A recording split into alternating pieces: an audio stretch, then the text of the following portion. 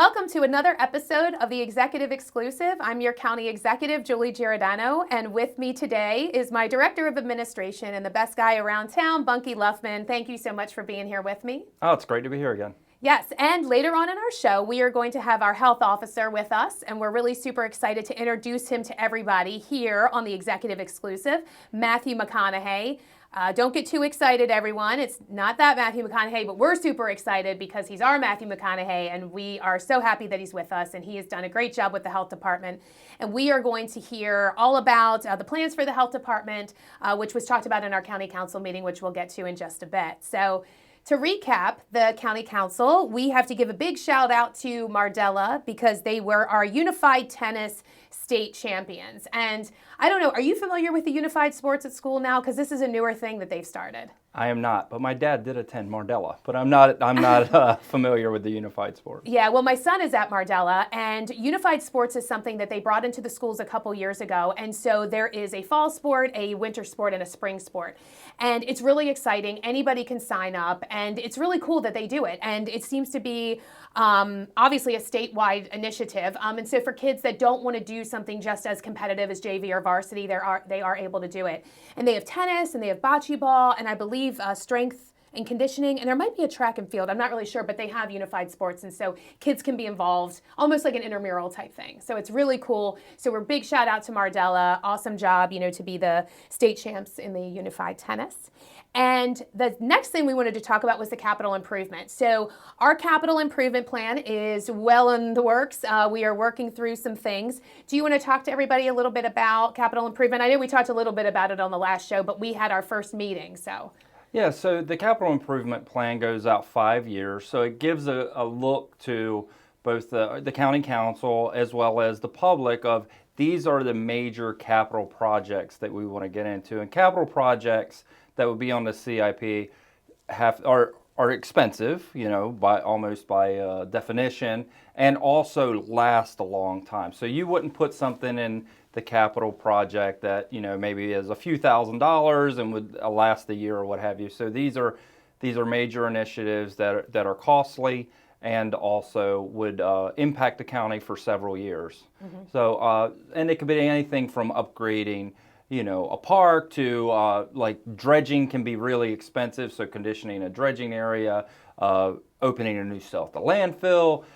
Something at the airport, the airport is not a cheap business to be in. Always expensive. It can run the gamut across state government or across county government. Yeah. So we had our first meeting, and the county council sort of glossed over the CIP and then decided, the different departments they wanted to meet with. And the first department that they chose to meet with was our Rec and Parks department, and they talked to them about several projects. And Rec and Parks, I think, has done a great job at really strategizing how they want to do things. But our big push, as we talked about on the last show, was the roof at the Civic Center. And so I think they seemed on board with everything. I know that they kind of threw out some things that they wanted to make sure we weren't spending a ton out of PAYGO. They were worried about that. But we know that these projects need to happen. And I don't really feel that Steve Miller and his team out there really put anything too frivolous on there. This is maintenance of a lot of different things that need to happen. So I would assume that you would agree with the roof and everything. So yeah. So absolutely. Civic Center, of course, to maintain and upgrade it is not a cheap endeavor. We just spent, I want to say it's in the neighborhood of $850,000 to refurbish and renew the escalators this year, which had been original to when the Civic Center was rebuilt after the fire in the 70s. And the roof has had patch after patch after patch, and we're just at the point where it's at its end of its useful life, probably a little beyond, and you can only patch so much, so it's time to just put on a new roof, and it is an expensive endeavor. Yeah, and I think, Steve and Katie did a great job really explaining that and how their, CIP is set up and the projects that are important to them. And we're hoping to fund a lot of those. And I think that we'll be able to move forward with that. So there'll be more CIP meetings, in the next coming council meetings as we go through that process, which leads us into the budget. So, and we'll be starting that up the next month or two. So the other thing that we did was we had an open work session that the council is looking to change some legislation legislation on some contracts. And I'll be very honest with you because I feel transparency is super important. We, and I don't want to just speak for the administration holistically, but for me as the county executive, I'm really concerned about this legislation. One, I think it's very reactive legislation, and I don't think it's for the betterment of the county. I think they were a little upset about how we did the safari at the quarry. Apparently it coming out on Facebook first, and then even though we still had 9 months till the event was going to happen, probably should have done things a little bit different. And we're learning, it's a learning experience, but we don't want to hold up county government. There are days where a contract comes across my desk and I have to get it signed that night, or, by the end of business day. And so we don't want to hold up county government. And so I think that there really needs to be some really strategic and cautious thinking about what that really would do to our operations. Do you have any thoughts on the?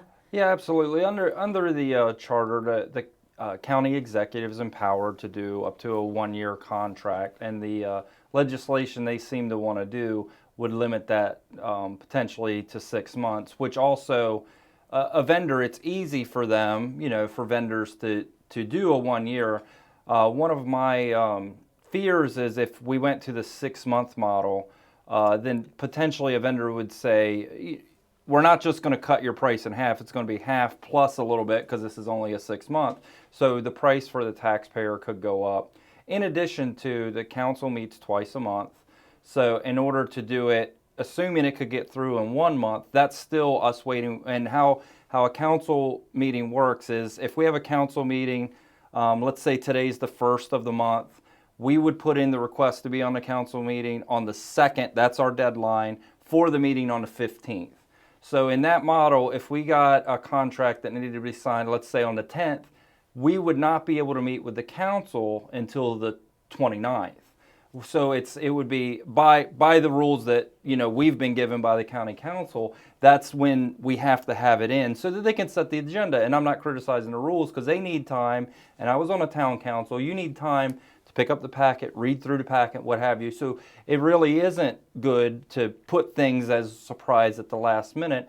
But that is an impact. If we have a contract that really needs to be signed very, very quickly, and it happens to fall in between, then we're waiting. In addition, we're waiting more than 2 weeks probably to have it signed. And some things should not sit around for 2 weeks. Some things need to happen immediately or as fast as government can allow. Yeah, no, I totally agree. And I feel like I said that to council president. And I said, are you guys planning on meeting every week now? And he was not obviously willing to do that.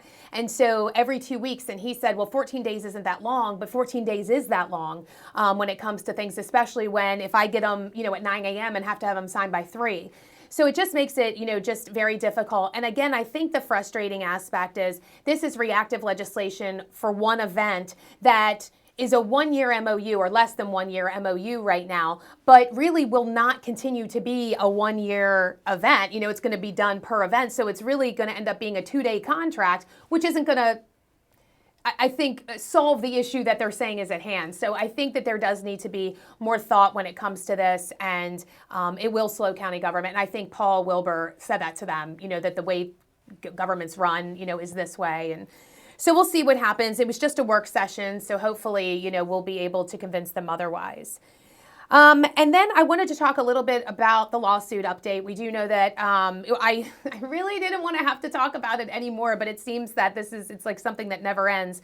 So right now, as most of you have probably heard, you probably saw it on Eastern Shore Undercover or in the Daily Times, the County Council has decided to appeal the decision that was made on Matt and the opinion that was given by Judge Wilson twice. And I just want to state, and I don't want to go too far into it, I am just going to basically say what I said to the Daily Times, that I don't want to speak for the administration holistically again, but I am appalled, I am frustrated, and I am really disappointed because I feel that it was a mutually agreed upon item that whatever the judge said, we were going to adhere to, and we were going to live up to that, whether we liked the outcome or not. And to have a group of individuals who said that they would adhere to that, and then all of a sudden they go behind closed doors and don't agree to that, is just really frustrating. And so you don't even need to comment on it if you don't want, Bunky, but I'm just frustrated. I'm frustrated about it. I think the taxpayers are frustrated about it. Citizens just want to move on. And it's this thing that has been drug out. And I think lucky for us, Matt still wants to be here and he's still working hard. And he did not have to go on administrative leave with this. So it will go up to the appellate court. And we will see if they'll hear it. I don't know if you wanted to add anything. Well, and I understand, if you lose a lawsuit and you really believe on your side of the lawsuit, then I think it makes sense that a reaction would be, well, we have an avenue where we can appeal. But there was the agreed upon that both sides would agree, this will be it, we'll move on with our lives, win or lose. Also, what I was really surprised by the most is I didn't see a public vote. I have no idea who on the county council voted to do the appeal, and I think the public deserves to have that vote public. That way, they can react favorably, not favorably, whichever. I was surprised that wasn't done publicly. Yeah, I am too, especially when you're spending tax dollars. I feel like, when we were talking about buying the Verizon building that we had talked about, for the health department, which we're going to talk to Matthew about in just a bit, it was very much said we needed to have a public hearing. People needed to know we're spending tax dollars, and to not follow that exact model is just frustrating to me. And to go behind closed doors, I think that was just a kind of an awful thing to do. So it is what it is. We'll keep you updated. We're looking. If we're talking about an end resolution, we kind of thought we were there, and we're treating it as an end resolution, but there could be something, I guess, potentially in the next maybe 6 to 9 months, potentially. We're not really sure, so I guess we'll keep you all updated on that. My suggestion is, if you're just as frustrated as we are, reach out to your county council representative and tell them, because I think it's important for them to understand that the public, is frustrated and just really wants to move on from it. So. Well, and one thing I do want to say, and I said this during the lawsuit, is it's important for the public to know that the council executive and the administration and the county council and their staff are still going to be working together to accomplish the goals and the tasks that we have to do in county government. This disagreement is sort of over here, one thing that we disagree on, and there's all these other things we agree on that we can work together on. Yeah, absolutely. I mean, government's still going to move forward. We still have to move forward with things. So we'll keep you updated. The last thing that I'm going to talk to Bunky about before we bring Matthew in is recycling. And the reason that I'm bringing this up is we seem to be getting a lot of different emails from people that I think have been given false information, where it is somewhat thought that the county does not recycle anymore. And I'm not really sure where that came from. I want the public to know Wacomico County still recycles, and we have 15 locations across the county. If you are not sure where that location is, please let us know. You can reach out to my office. AK will send you the map as to where all 15 locations are. But I want everybody to understand we have the most locations across this county comparatively to our surrounding counties. I think Sussex had 4, maybe 2. I think it was 2. We looked, when this became an issue several months ago, we looked at how many recycling spots there were in Worcester, Somerset, Dorchester, and Sussex. And Wacomico County had more than all of those combined. Right. So we absolutely are still recycling. We did close a couple locations because what our staff does is they go out, they take the recycling, and go back to the landfill where there's the recycling area of the landfill. However, with that many locations, it is extremely difficult to service them in an appropriate manner and in a timely manner so they would get full, or someone would come and put inappropriate things there, couches, tires, what have you. So operationally, it made sense to reduce the route so that we could better service each one. Mm-hmm. And it was an operational decision that made a lot of sense. It created efficiency. And we had, A.K. Kenny, who's been with the county for a long time, and Lisa Taylor, who's been with the county for a long time, taking phone calls and telling people these are locations. We also have those locations listed on the county website. So there are several locations, and this is free of charge. Even if you go to the landfill, you may think, well, I need a dumpster, could go to landfill. No, for recycling, you do not. So it's still free to recycle. There are several places to do it, and we encourage everyone to do it. Yeah, absolutely. And so I don't want anybody to think that we are stopping recycling or anything like that. So they are listed on the county website, so please feel free to check those out. And if you have any other questions, I mean, obviously reach out to us, but we are still recycling and we still promote recycling. And with that being said, I just wanted to thank Bunky, first and foremost, for being here with me, but I get to kick him off to the side right now, and I get to have a new guy sitting here, and I'm really excited to introduce our Wacomico County Health Officer. So, Bunky, I always appreciate you. Thank you so much for being here with me. Oh, it's great. Thanks. All right, now joining me in the studio is our very own health officer, Matthew McConaughey. So Matthew, thank you so much for being here with us. It's a pleasure being here. Thank you for having me. Yeah, so first and foremost, I want the people of Wacomico County. I know who you are, and you've been here for, what, about 9 months now? Yeah, April. April, okay, so yeah, so we're getting on your 9 months. That's really exciting. So tell us, who is Matthew McConaughey? Who is he, and what made you decide to come to Wacomico County, which we are super grateful for? But Well, I'm a Maryland native. I'm from Frederick County. That's where I was born and raised. Then I went to North Carolina to pursue my education in public health at East Carolina University. I was actually a varsity athlete there for track and field, and I still hold the javelin record there. So. Wow, that's so cool. I didn't know that. That's awesome. Yeah. Okay. After that, came back for a few years, looked for employment, went down to Tennessee where I started my public health career, moved up through the ranks doing various works throughout multiple health departments.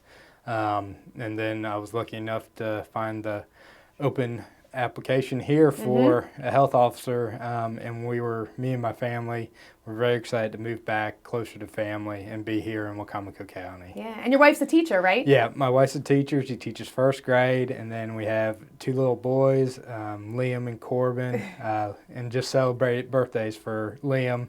On the 1st, he was a New Year's baby, and Corbin will be the 31st of January. Oh, wow. So both in January. Yeah. Man, you get through Christmas and then you got birthdays right afterwards. At least they're all kind of close. I guess you can save up throughout the year for that.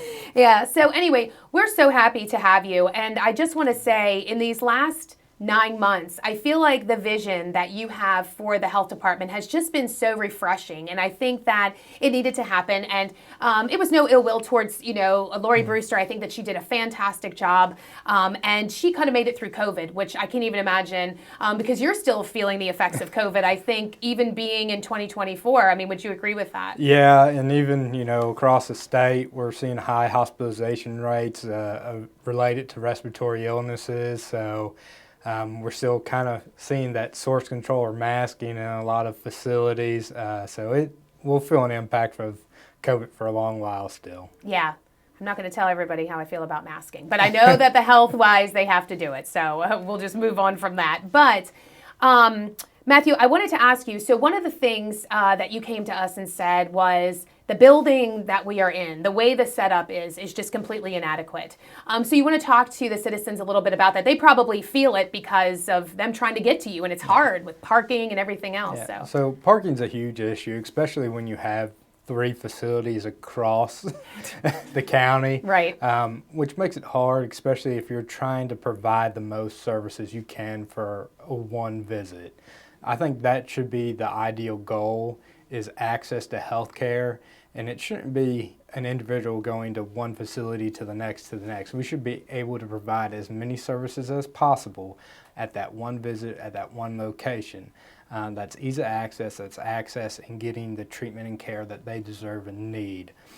The other thing is we're in a refurbished building. Right. Yeah, that's one way to put it, right? Yeah. So it wasn't constructed to what our current needs are.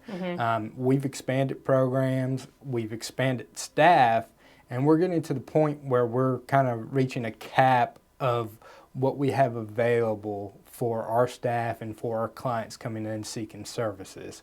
And the thought is that we can move to this new facility design it the way that we need it now and the way that we can potentially see the growth of our organization in the future.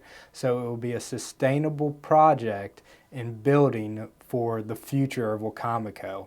In addition to having the acreage to add additional facilities or make it a complex to do that one-stop care. Yeah, and I think it would be great because even when you do a comparison of square footage, I think it's more so the fact that this Verizon building that we've purchased for you it's just wide open, and so you have such the potential for however the walls need to be, and I love the fact that we're able. And I know this sounds kind of silly, but I love the fact that I can say to you, it's your vision. How do you vision the health department? And I think that that's really exciting, that you're kind of given a blank slate. So you can kind of say, okay, well, I need this wall here and I need this area this big. And then we can kind of figure out from there, how much more do we need to expand, when we build a new building. So. Yeah, I was definitely taken back to the construction days. But yeah. See, it's making you think, and doing the other stuff. But it is hugely beneficial because right now we're not set up to be as efficient or effective as what we should be. And this will give us the great opportunity to really set the tone of the organization, making it more welcoming, making it easier for clients to come in, get the services they need, get the care, and not say, well, I'm here for this appointment. Well, no, I have to send you across the way to the other location. Right. Yeah. And so I remember when I was first elected, we looked at the health department, and how it all started was actually Bunky would get the the bills for the leases, and he was like, man, we're paying like $11,000 a month in rent, and it was for all these different facilities, and we had to expand, so they needed to be somewhere. But I kept saying to Bunky, we need to figure out a way to get everything in one area. And we looked at several different locations, and you came with us with a project. Hey, I want to do this health complex. We want to get everybody together. And so we knew that we were on the same page. And then of course this building came up, and it just seemed to really work out. And since there's that grass area, there's area to grow and build. And so we're really excited. So I'm sure your staff is excited about that. Yeah. There is a light at the end of the tunnel now. Yeah, they are very excited. It was a little bit of a shock to them because we've kept it pretty close until it came out in council meeting. But they're very excited about it. It's a great boost to morale, which is very much needed after everything that we went through COVID. Yeah. And really investing in infrastructure is what we need to do, even across America, in public health, because we saw how disadvantaged we were during COVID and not having the facilities, the equipment, the care that we needed to truly provide services during that time. So it's a great benefit. Yeah, I can't even imagine. So, and I know if you all are familiar with the Hurdle building where Matthew's office is, they can't even use the bottom floor. And I'm okay to say it. It's kind of an embarrassment because the floor is warped, and it's just, the building has really lived out its life cycle. And I think before it was like the JCPenney building, and I don't know if it was anything in between that and the health department. I don't know. I'm not sure. I think we transitioned to the Hurdle building maybe in the 70s, I want to say. Okay, so it's been that way for a bit. So the building has yes, it owes us nothing. It owes us nothing, and so we will be happy to figure out the plans and figure out. And I know the next steps are kind of working with engineers to try to figure out what we want this layout to be. And sometimes it's nice to have the open space, but then again, it's also like, oh gosh, I have this blank page. How am I going to design this? So I know that there was some walls in the back where, like, I think their engineering department was, or something like that. So to try to figure that out. But it will be exciting to see in the next 9 months, or maybe this time next year, to see where we are with it. It'll be very exciting. It will be a work, but we get it done, and it's really a save to taxpayers with, like you said, the leases that we pay, parking fees, just a lot of money that we can give back to the general fund instead of putting out into facilities that the county doesn't even own. Yeah, absolutely. And so, the city might be a little upset that we're taking some of the parking away, but we're excited. This new office, I call it the Verizon building, we'll soon be able to call it the future Wacomico County Health Department, has 260 parking spaces. It's right on Mount Herman Road. I was telling the Chamber of Commerce today that, Shore Transit already runs down there. We can figure out a bus stop situation. It's right off Route 50. It's so accessible. And I'm excited though on the other end for the city too, because when we move the health department out of there, I'm assuming a developer will buy that building and they'll be able to kind of continue that vision that they have for downtown. And that's okay that the health department doesn't have to be part of that vision. And I'm okay to say that, but we're really excited because it does remove you. You're still in city limits, but it does kind of remove you a little bit from that. But I think you're more accessible. And I think that sooner or later, I think people are going to be like just so grateful that everything is in one location. Well, like you said, we'll be a lot more accessible for the county as a whole because we'll be right off those main traveled routes. Yes. And instead of having people come in, navigate downtown into the center of Heart of Salisbury, find parking.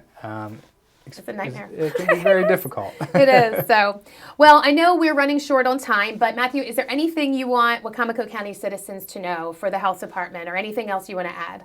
I just want to say we're there for the community.